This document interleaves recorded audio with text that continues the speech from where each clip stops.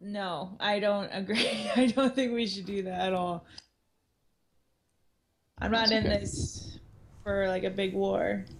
I am. what if we go and find one of the bandits as Bren has asked us to do? Do that for him, right? Get the bandit over there. But we go ahead and still make our way to, I guess, Mulin, I guess is the capital of Escobar. Hmm. And then see if the Tequila Band would have an audience with us just to see what kind of person he's like. Talk about a And detour. You've been wanting, Tuck's been wanting to go home, and you I'm want to go trying all to the way across the country? I'm trying to because now there's like this opportunity that there might be an ally for Thamor in Thamor's quest of like total world domination now under Tuck's control. What was that, Tuck? Well, Tuck, I would What? suggest instead of going to Milan, if we do this for uh, Soromir, then Calabar is not going to be happy with us. So if we present ourselves in Mullen, he knows about it, and we, for whatever reason, let slip what happened, he might put us in jail or just execute us. So let's just, as you said, let's do this for Sarmir, see what he does. Depending on his response, we can then react accordingly. Because he's still in a weak position. And if we don't like his response, we can eliminate him and then bring the eliminated elements back to T. Caliban and get his favor. I once we get a bandit, I'd like to interrogate him. Yeah, that's a good point. Maybe we should interrogate the bandit first before we hand him over to Bren. The leader, if we can find one. Yes, I agree. Hi, Tal. Skylar, it'll be okay. Yeah, just completely ignore us, Tao. We're RPing over here. Oh, I know. I'm letting you. They're I'm letting y'all do what you scheming, want. is what they're doing. I've had this scheme since like the beginning, To get a boat. which became an airship, To get and now power. is spider tanks. Yes, instead of being an admiral, you're going to become a general. Mhm. So we were It's gonna be talking a about long this campaign. as we were traveling west. And just to recap for the people that didn't get to hear what we were saying while we were offline, basically Tuck is growing in ambition and he wants to gain some kingdoms of his own. Shiro Allies. wants to Allies. allies, yes, but eventually create a nascent kingdom that is under Tuck. Shiro is interested in building an army and controlling it, like being the general or an admiral. Currently, he wants to build spider tanks, which I think is really cool. Nearest is interested in supporting Tuck and advising Tuck and providing, the elements of control within a nation and building the infrastructure thereof. And Skylar is really uncertain about all of this. She's kind of thinking that we are way over our head, we're being way too ambitious, and she just wants to get back to a tunnel and figure out there's an artifact that's in the back of her mind, and she just wants to get on with that. But in the meantime, that's our conversation is as we're walking along the road. Okay. Awesome. Well, I apologize about the long break there. I actually don't have as much time as I thought I did. So we're going to probably do one more scene. And I think that would be a good stopping point. And I'll just blame it on Soul because, Oh, yeah, sure. she has to go to work in the morning. I I'm thought we were so blaming everything on sorry. me. Soul and Shiro. Soul and Yuki. That's better. On a day that I don't have work on Saturday, we can play as long as you guys want. Okay. When would that? Anyway, let's just I have continue no on. idea. Yeah, let's go ahead and move along here. So you guys are heading kind of west.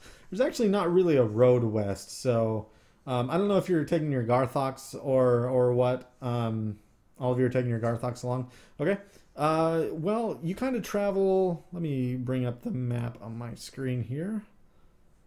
You guys go for a little bit, and you travel about a day, it seems like. So you can take another day off your counter, Mr. Tuck. Do you have any days left? How many days do you have left? I feel like this... 3 days? Okay. I feel like I haven't punished you at all. You've just been traveling this whole time. So you travel about a day. You can roll a 10-hour recovery roll if you want at this point. And you wake up kind of on the edge of a forest. And moving into the forest, you see some like a set of footprints and stuff like that. Just heading in there. So do you guys want to kind of follow that? Okay. Is there blood? Yeah, there's a little bit of a trail of blood going along. Okay. And the forest is about your standard forest, not really anything strange or weird about it. The trees are kind of a pinkish hue, but that's not really out of the ordinary to any of you. So as you travel inwards, you just kind of hear some arguing in the background, and the trees are they're so thick together that it's hard to really see through any of them. But you hear some 4-hour limit. 4 hours. It'll come back in a sec. Mm-hmm. So all those cams are coming back up. You guys see some there's trees and stuff, but you hear the arguing kind of off in the distance from you.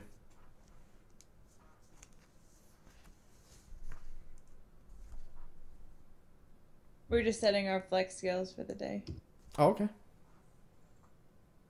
I think we should go and kind of recon and check to see what they're doing, just to kind of get an idea and see if we can find a good weakness. Okay. Well, as you get closer, you can kind of make out some of the talking at this point, and you can tell people are arguing about. One guy's kind of like, no one was supposed to die. Where did those other people come from? We weren't supposed to kill anyone. No one was supposed to die in this situation. And the other guy just says, well, you can't really anticipate everything that happens. We had to put it behind us. We did our job. Let's go get our money. And they're just arguing back and forth. And while they're arguing, I'm going to actually end the call and call back so we can try to get Saul and Shiro's things back on. Oh, so, I'm gone? I didn't even realize I was gone. Yeah, they're just doing the spinning loading thing. So I will call y'all back in 2 seconds. Okay.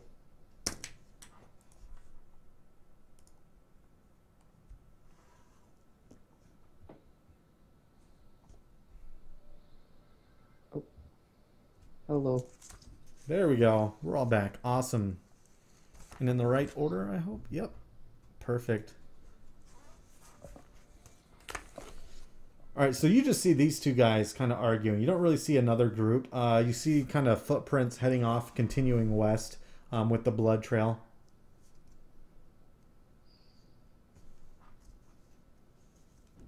So I kind of whisper to the group, should we try to take these two, or should we try to capture one of these and take back to Bryn, or should we kill these two and then move on, or what? Let's start These are with two different people, right? From the ones that we met. No, these are the two that ran. One of them was bleeding, and the other. So that'll be the last two. Neither of these are bleeding. Neither of these guys are bleeding. Yeah, these are two different people, I think. But I think they were part of. It sounds like they were part of the group. Yeah, capture one, interrogate him. Well, let's grab them, and if they don't have what we need, we move on. And okay, let's get in position and kind of surround them. Okay. Flanking. Yeah. Yeah. So you guys. And then we'll make some kind of call, like, caw, that starts the attack. Just like that, I hope. I want to point out one thing. Mm-hmm. Nearest will be probably almost at a disadvantage in the forest because he's very much a city boy or a town boy. Mm-hmm. And if you're going to be rolling or making us roll for any sneak skills, it would be okay to make Nearest to have like a higher difficulty or have a disadvantage. Because I just figure because of the whole situation, it's very foreign to him. Okay. And it's his first time, trying to do something like this. Yeah, sure. So they're in the forest, the nice pink trees, kind of arguing there. and you guys can. You guys just kind of surround them. Okay, trying to be sneaky about it. So we can. You won't have to roll a disadvantage really to be sneaky. But all of you just go ahead and roll. Since you're in a forest, it is pretty challenging. There's twigs on the ground. It's easy to snap stuff and make noise. So that will be a challenge of 5, a challenging task to kind of sneak around. So one of you can probably stay in the same position you are while everyone else positions. Or all of you can move into a different position, depending on what y'all want to do. I would be happy to stay in my position and therefore avoid a roll. I would recommend that as well. Since I'm stealthy and I was kind of grew up in the wilderness, do I get 2 down? So with difficulty of 3? I'll take that. Okay. Does anyone apply any effort or anything? I'm going to apply effort. I would assume this would go to speed, right? Whoa. Oh, there we go. Wow. Okay, well, there goes that. I'm not even going to apply any effort at all. Because we're caught. Well, I actually think I might re-roll that for 1 XP. Okay. The sneaky guy who grew up... He was trying to be... Yeah, I'm sneaky and I grew up in the wilderness, and then rolls a 1. Okay. Oh, well. Better than a 1. It is better than a 1. That started out as a 5, and you moved that down 2 difficulty, so you're going for a 9-year-old. Okay. As you all kind of get in position, Tuck makes it to the other side. Nearest stays where he is. Skylar, go ahead and roll for you. What? I can't hear you. You have to reset your... Yeah. All right. Hang on. There we go. Sorry. All right. For speed, would that be speed for the sneaky, or? Yeah, I'll go with speed. All right, so I'll do that. Okay. Do a little effort. Okay.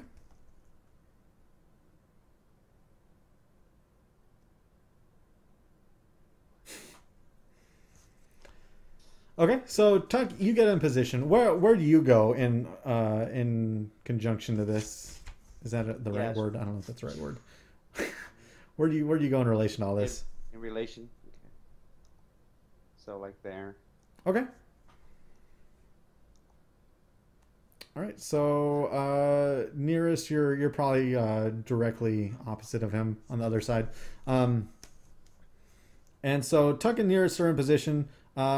Soul, when you get in position, you kind of snap a twig, and they stop talking immediately and are looking in your direction.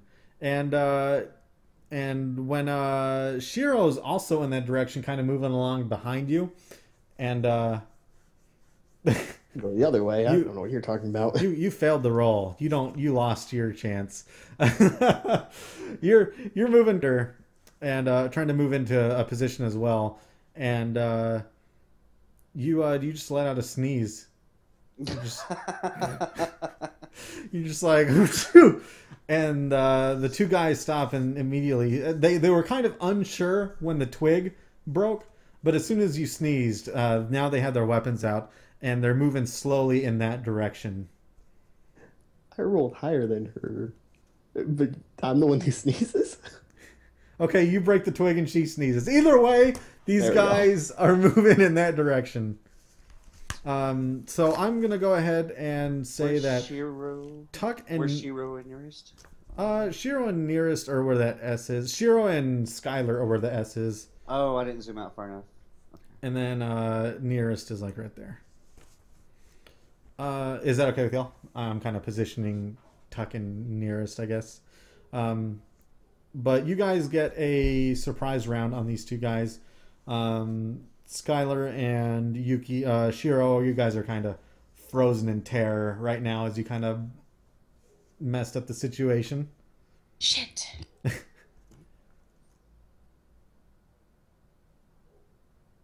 So what does nearest and Tuck want to do? So I go, caw-caw, caw-caw. I'll use physical onslaught. against whichever target is nearest to nearest. I'm gonna do that at least once a session. Okay. And I'm just going to use 1 effort on damage. Yeah, go for it. That's your 16? That is my 16. All right. You definitely hit one of them. So you do 7 points of damage. So this guy gets blasted from the back, and just falls forward. His back is kind of singed. He's not dead, but you caught him off guard. He's flat on his face, has a hole in his clothes, and the other guy kind of lets out a yelp and turns around as well as you do this. So since Tuck took his turn to caca, we've been had. Let's go ahead and have everyone roll a speed initiative.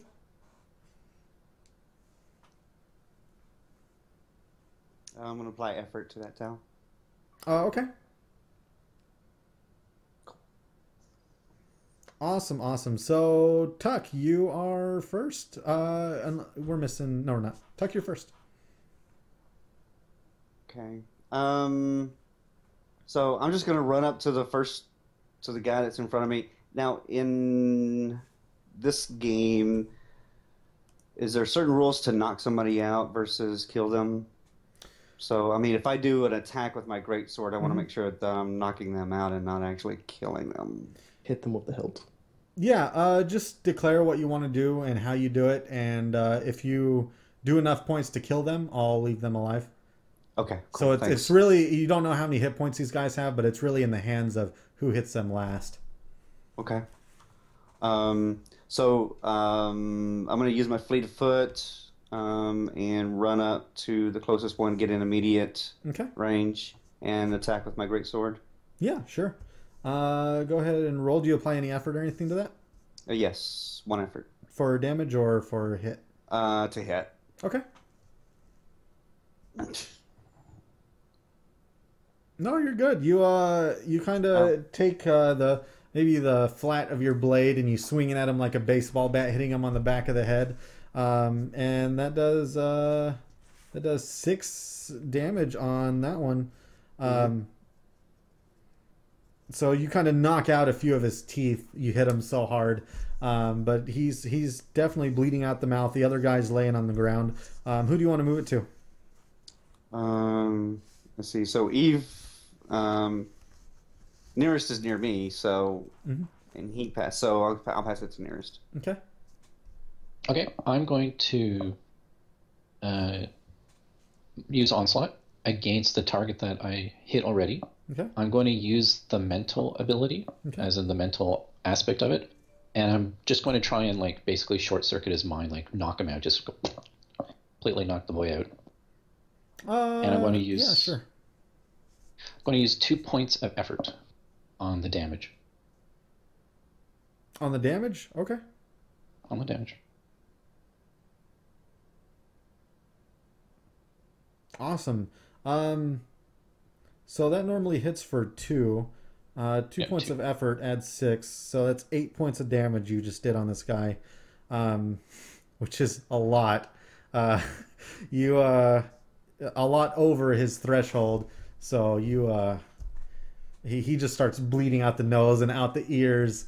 And then you kind of assume that you killed him, and you're like, oh, maybe a look of oops goes on your face. And he just kind of crumbles to the floor and dies. I tried. Skylar, you're maybe not apply so much effort next time. I don't want to take any chances. I don't know how strong these guys are. All right, so the one guy's dead. The other guy's bleeding. He's right? pretty hard. Pretty close to death. I'm not in range of him anyway. For my crossbow, but I don't want to use it. I just want to move in. So if he tries to run, just stop him. Okay, yeah, sure. You kind of probably get in that path with all the other other feet and stuff. Because Nearest is on one Yeah. side, Tuck's on the other. You guys have probably pretty well surrounded him. Yeah, I just want to block his escape if he tries to run. Mm-hmm. And do you want to move it over to Yuki? Shiro. Yep. Shiro, you're up. Okay, I'll draw one of my knives and aiming for a non-vital part of his body, probably his leg, Okay. hoping that he goes into shock from the pain. Okay. And yeah. 15. Awesome. Well, you throw your knife at him. This guy's laying on the floor. He hasn't had a turn yet, so he hasn't stood up or anything. But you manage to grab him in his leg, and he just starts screaming, grabbing his leg at this point. And maybe he does that Jim Carrey thing where he's looking down at his leg, then he looks up at you, and then looks down at his leg or something like that. While he's laying on the ground, of course. And he's just screaming, laying on the ground, but he's still up and kicking. Well, I guess to him. And he takes his action to kind of stand up and look around frighteningly as a group of 4 people are kind of turning on him. And we'll move it over to Tuck. Okay. So so he's kind of on the ground right now then, right? Mm-hmm. Or is he standing? No, He's standing now. Okay. He's standing now. So I'm going to take my action and I'm going to tell him, you're surrounded. Surrender now. Surrender and you won't die. Okay. And do you want to pass your turn to him?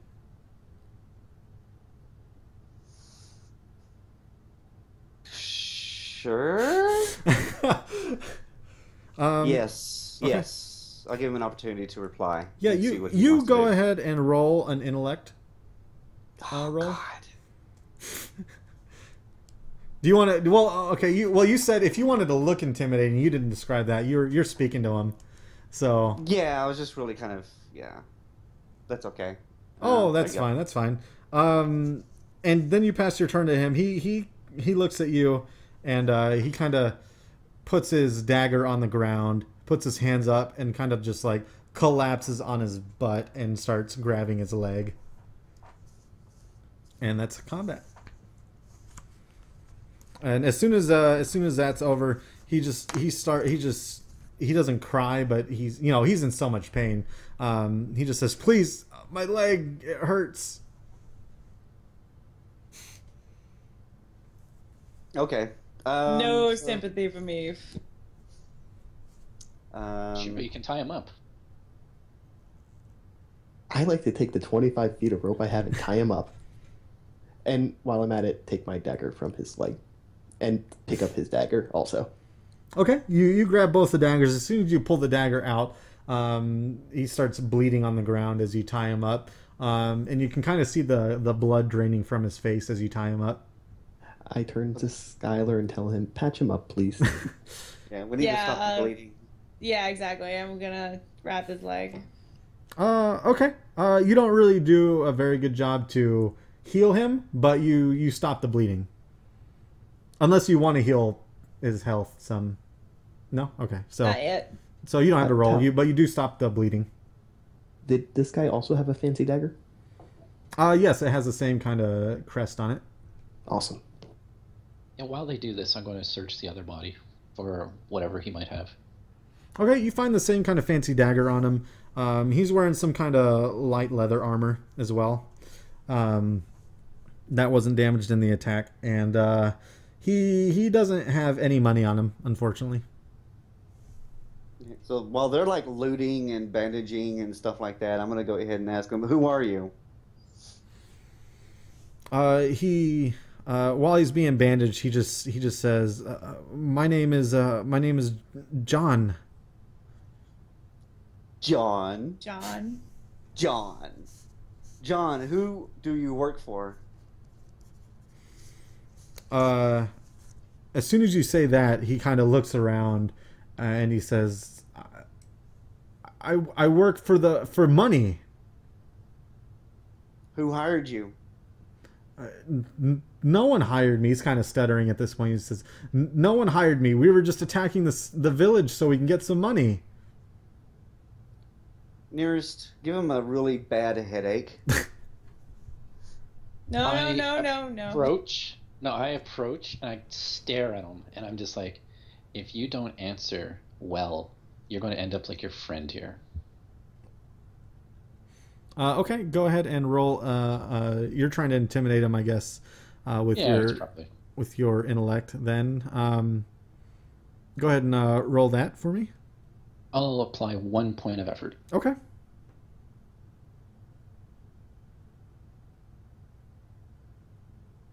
$19. Was that your roll? Really? Oh man. Yes, sir. All right. He kind of believes you. And he just starts stuttering more. He's like, I worked for the money. I swear. Who hired you? As soon as you say that, he looks at the body on the ground, and I don't know, Nearest maybe has his hand on his head or something like that. And just because I rolled a 19, can I apply a minor effect on him? Yeah, sure. Can I use the minor effect from my focus, which would be to essentially overwhelm his mind and dazzle him so that for the next little while, every roll that he does is increased in difficulty for him? Yeah. So everything is harder for him to do? Yeah, we can do that. So that would make everything easier for y'all to do to him. Yes. We'll say exactly. That way, because GMs don't roll on this. Right. Okay, yeah, we can do that. So, what do you do exactly when you do this? As I was staring at him and I was like telling him, you will tell us the truth.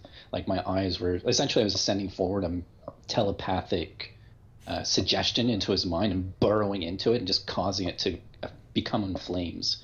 So the guy would be completely freaked out and just like, ah. That's his yelp. He just yeah, internally he's just like, holy, his mind is like literally in flames and just causing him discomfort anytime he does anything that we don't want him to do. Okay, yeah. So as soon as you do that to them, he looks at Skylar and he just says, King Caliban sent me. Please just make it stop.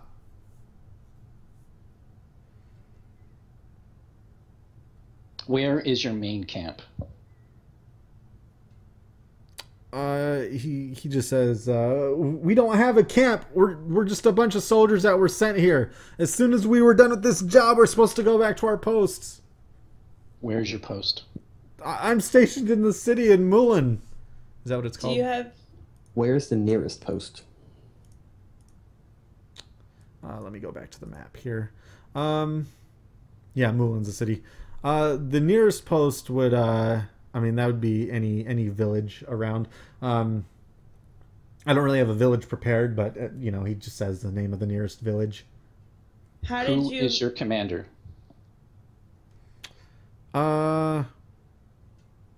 He just says, my commander, his name's Ben Smith. Really? What is that a name? John and Ben Smith. They're easy names when you're coming up with stuff. The shorter the name, the better. Where is he? He just says he's in Mulan taking care of the regiment there. He thinks I'm on vacation. Who are you reporting to for this job? To King Norin. Norin to Caliban. To King to Caliban. What? Is there any proof that he hired you? Did he leave you a note or something? Because you don't just give people these kinds of messages by voice. At this point, he's like visibly crying from the pain that Nearest is sending through his brain. And he says, I don't have any proof. I was just... we were all brought together in the king's chambers, and he told us himself. Is he telling the truth? Yeah, he doesn't. He is in too much pain to lie to all of you. Nearest is sending brain pain through his head. Where were you going when we came upon you? He says, I was heading back to my post in Moulin. This guard was heading back to his post in Wireful. Wireful.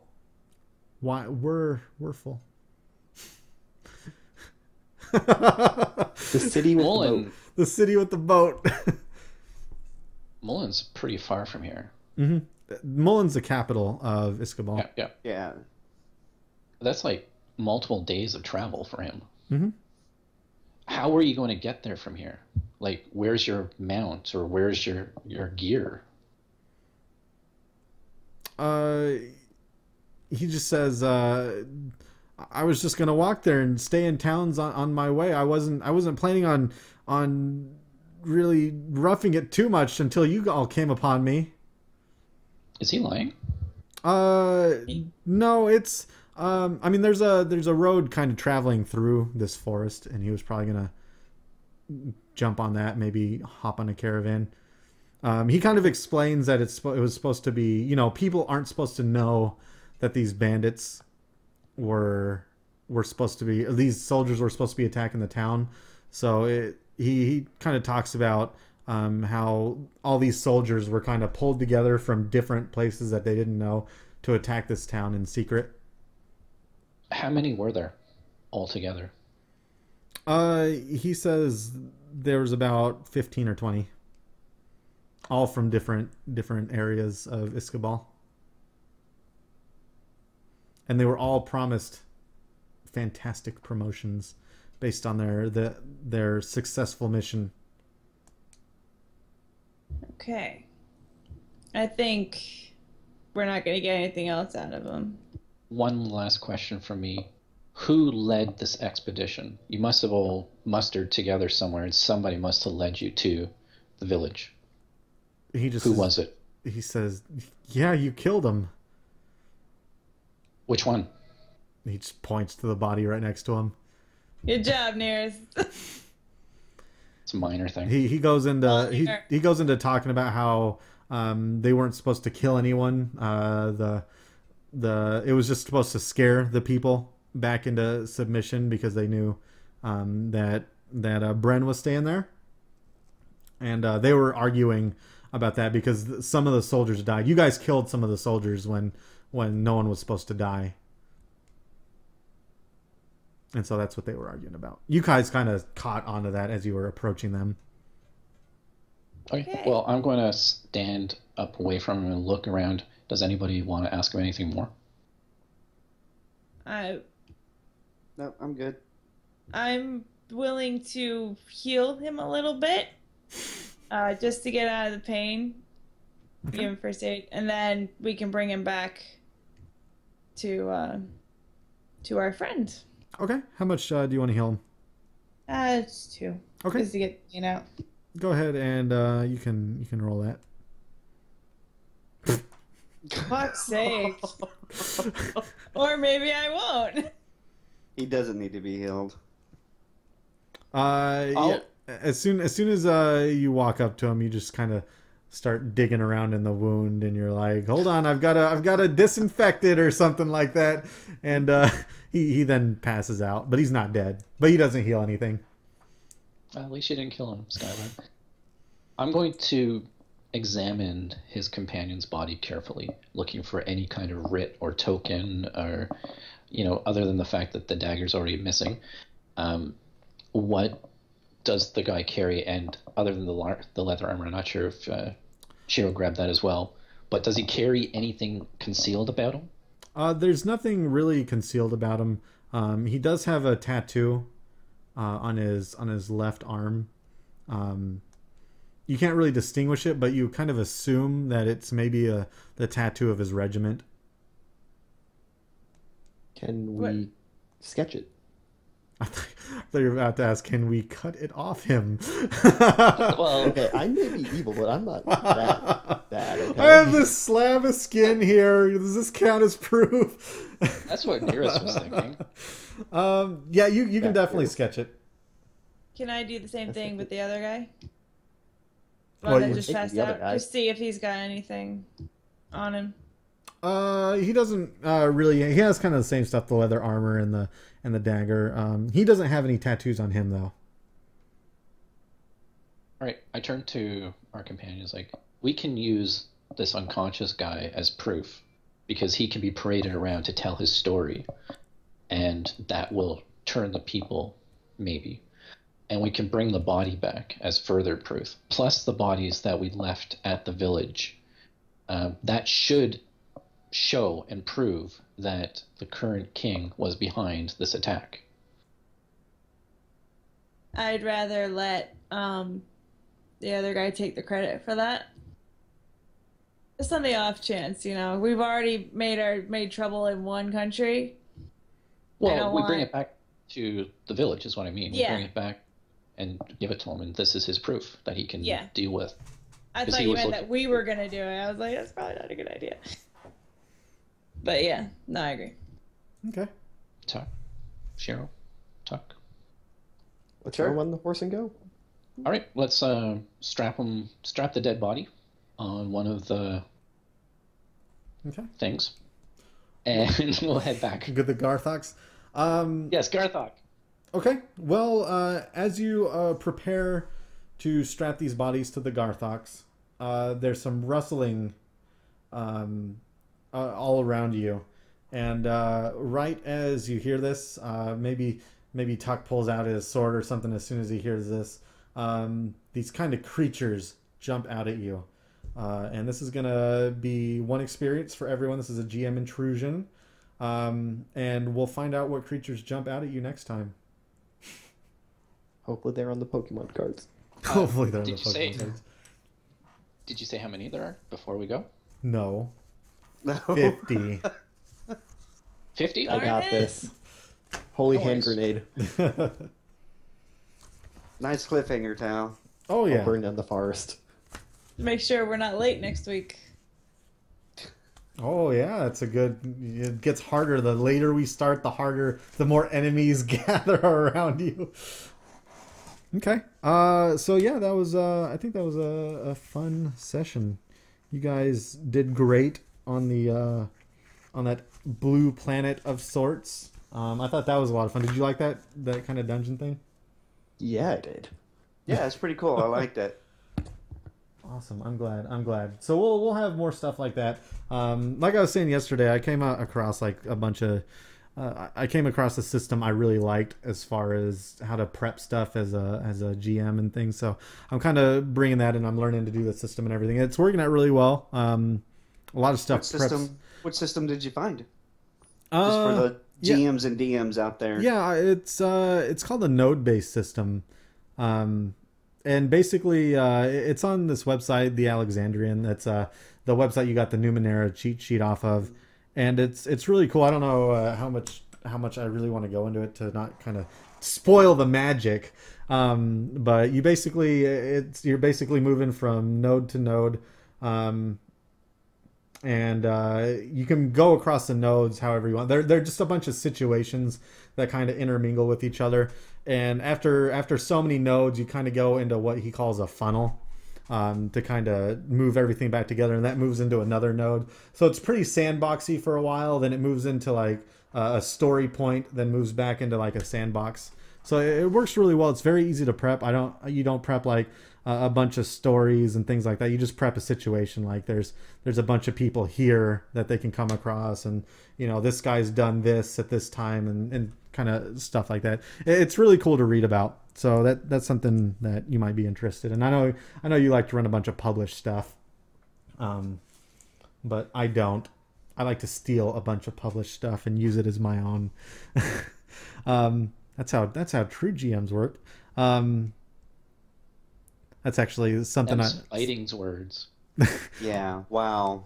Well, that's something that I got from my degree in music, is that when you're playing jazz, it's if you ever listen to jazz music, it's literally just a bunch of people copying each other when they're improvising. Because I don't know if you know what improvising is, but they just get a set of chords and they play notes off of the chords, and they teach you to do that by literally by listening to other people and figuring out what they're playing on the fly. So you're listening to music in headphones and you're sitting there trying to do it, and you just copy. You basically rip them off and put it into your solos, and people are like, "Oh, you're pretty awesome." So, take that kind of concept and put it into GMing, just ripping everyone off. Which, I mean, it's a free community, so it's just like music and stuff like that. All that people are made to rip each other off, and it works out well. It's all collaborative. But I'm glad y'all enjoyed the adventure. I didn't really have anything prepared last time, and I felt like it was kind of dragging on, and I could definitely get that from you. So hopefully you felt a little less so this time. We're gonna have a lot more dungeons, I think, because dungeons are a lot of fun. I could tell y'all were having a lot of fun with that. So a lot of darker dungeons. I think this group will have fun with everything. To be fair, I mean, we've just enjoyed literally everything. I mean, last session I thought was really, really fun as well. So yeah, once we get you guys to Thamor, I have some really great stuff for that. Hopefully none of you... If we get to Thamor. If you get to Thamor. Right, there's so many detours along the way. Yeah, hopefully you guys didn't buy the core book. If you did, hopefully... I know Tuck has it, but just if you do buy the core book... I won't read it. Yeah, don't read any of the settlement stuff. I wouldn't ruin it. In 7 years after we finish this campaign, you're free to go through there as much as you want. But that's a crazy NDA. No way. I don't agree to that contract. Well, we'll see how things go. So yeah, does anyone want to have any questions or want to say anything before we introduce ourselves? Because we're leaving on a cliffhanger, if we have enough XP to go up in tier, you can do would that. While we're okay, cool. Yeah. All right. If you want to do it mid game, we had to be at a rest point, but honestly, it would be better especially if you're going up in tier, to do it in between games. So, are you gonna go ahead and take that opportunity and move up to tier 2? I will be going up to tier 2. Yes. Is anyone else or anything? No. Not there yet. All right. Out leveling your party. 2 more XP. I out level my party because I'm very conservative with my XP. Although I'm keeping a reserve of XP, but everybody keeps giving me XP, so Tuck just gave it to me, and Saul just gave it to me. I'm like, what am I going to do? I didn't give you nothing. I did. Okay, well, somebody. Oh yeah, there you go. Shiro gave me XP, so I mean. Okay. Yeah, I mean, y'all got a lot of XP today. One of the things that I was reading about was kind of the meta of the tier system. This guy did like a whole thing of 1 through 20 in Dungeons and Dragons, how like 1 through 10 you frail people and you should be going up against frail enemies, and once you hit like 10 to 20 you should be fighting gods and stuff like that.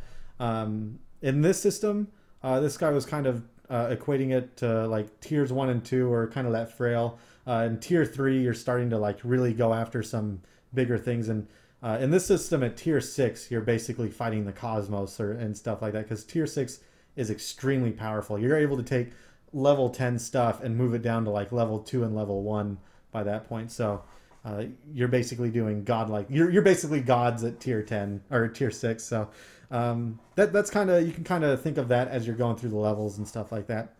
But tier 6 will be a while. I mean, it took you a month to get to tier 2, and only one person's at tier 2. Hopefully you don't get to tier 6 and these guys are still sitting at 2, because then that would be an awkward vacuum of power. No, my goal is to use more XP, because the more XP you give us, the more I want to use. Really the amount of it. So, and to me, it's just like a flowing system that it comes in, goes out, and I don't want to hoard it, but just what happens. Yeah, and at tier 3, I'm going to start limiting you guys on what you're using. You probably saw some of those options in the rule book about how like you can use like artifact XP on your tiers, but everything else has to be used on like re-rolls and temporary skills and stuff like that. So once you hit level 3, tier 3, then I'll go further into detail on that stuff. So it'll slow down progression when you get to some really powerful areas. I might go ahead and level to tier 2 too. I have 4 XP, but I was thinking about holding on to them. But I might just go ahead and use them and level up. I don't want Nearest to be the only one. Yeah, so I'm not. He's too really powerful as it is. Ahead, Okay. Oh, yeah, I can't let him get ahead. How and you don't have to rest. There's a whole like analysis on how moving up tiers makes your character more powerful, but moving sideways within your tier also makes your character more powerful. Like you can spend XP to take new skills and take new esoteries and stuff, and you can use XP to like gain temporary skills. Like if you were going through if you were in Glavis, I know Shiro wanted to unlock a bunch of stuff in Glavis. You can actually spend 2 experience and become skilled in the locks in Glavis. Like you can, like it's a localized kind of thing. It's kind of like if you want to really lockpick something somewhere, but you don't have the XP to really get lockpicking, then you can do that. So there's all sorts of weird ways you can level your character.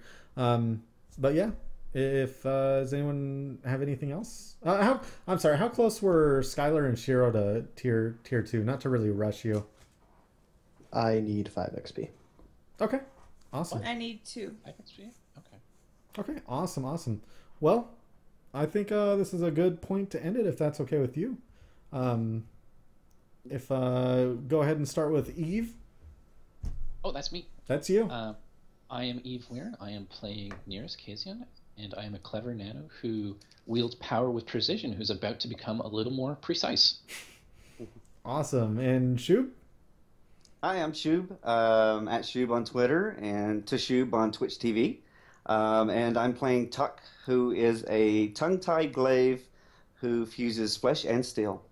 Awesome. Did you want to promote yourself? Yeah, sure. So Sunday nights, if you ask, if you insist. Yeah, so sure. Sunday nights, I have a party that I run for D&D 5e, Lost Mine of Fandelver, usually around 3:30, 4 o'clock Central. So feel free to drop by to Shub on Twitch TV and check it out. Awesome. And it looks like we lost Soul here temporarily. So we'll throw it over to Yuki. I'm Michael Shiroyuki. I'm playing Shiro, the stealthy jack, who wears a sheen of ice. And I'm preparing to build myself a spider tank army. First he wants a boat, then he wants an airship, now he wants a spider tank army. What will it be next time? It's going to be all those things eventually, pal. Okay. Okay. Awesome. Well, I'm definitely looking forward to something like that. I guess we're oh, did we get Soul back? I think we did. There she is. Soul, if you want to Yay, internet. if you want to go ahead and introduce yourself as well. At least it was at the end, right? Mm-hmm. Exactly. And they're right in the middle of it. Alright, so hi, I'm Talutha. I played Skylar, who's an intelligent jack that explores dark places. Awesome. And we'll be doing this every Friday. This is the 4th session out of however many sessions. It's probably going to be a pretty long campaign since these guys are really enjoying it. Many sessions. Hope so. Mm-hmm. Yeah. We'll be doing we do Numenera on Fridays. We do The Strange on Thursdays, which we did yesterday. Those will be going up on YouTube soon. Someone will toss my YouTube channel into chat. You guys can catch up on whatever you missed. We also had the adventure logs that Tuck and Shiro didn't do for last week, so they have double duty for this week. I'll get it done tomorrow. It wasn't me this time. No, it wasn't you this time. Skylar's actually got it set up. So we'll get all that taken care of. I'm not sure if the Stars of That Numbers campaign is going to start this Tuesday or next Tuesday, depending on schedules. So you guys can check that out whenever it happens. Mellow Ace is doing Pathfinder on Mondays and Wednesdays. I know Yuki's involved in that on Wednesdays. I'm in on that on Mondays. And yeah, that should be it for... I think... what day does Dragon Age come out? Sometime at the end of November, I think. I'll probably be doing a launch day cast of that. I know Soul really enjoys Dragon Age and stuff. Soul will not be watching. I'm sorry. That's fine. But before it comes out, maybe we'll get this group, and I know Dead Spot wants to play it too. We'll probably do a pen and paper. I know there's a pen and paper Dragon Age thing, so we can. That's cool. Yeah, we can kind of look at that and see if we want to do that going into the Dragon Age launch. If that's what y'all want to do. So we'll see what happens. That'll November 3rd. Yeah, November 3rd, really? 18th. November the 3rd. 18th. That's what I thought. I thought it was near the end. Oh, right. That's 2009. Well, Google lied to me. Google. I was going with Google, but unfortunately, it was the other Dragon Age that it gave me. 2009. Going in the past, everybody, come on. Mm-hmm. Yeah, we go up and down the timescale. No worries. So that'll be a lot of cool stuff coming up. A lot of tabletop stuff. So thanks for watching, everyone. Hope you all enjoyed it. Thank you all for playing. I'm glad all of you enjoyed it. And I will see you all tomorrow for some more Legend of Grimrock with the map cam. So good game, guys. Stand by for the host, and thank you for watching.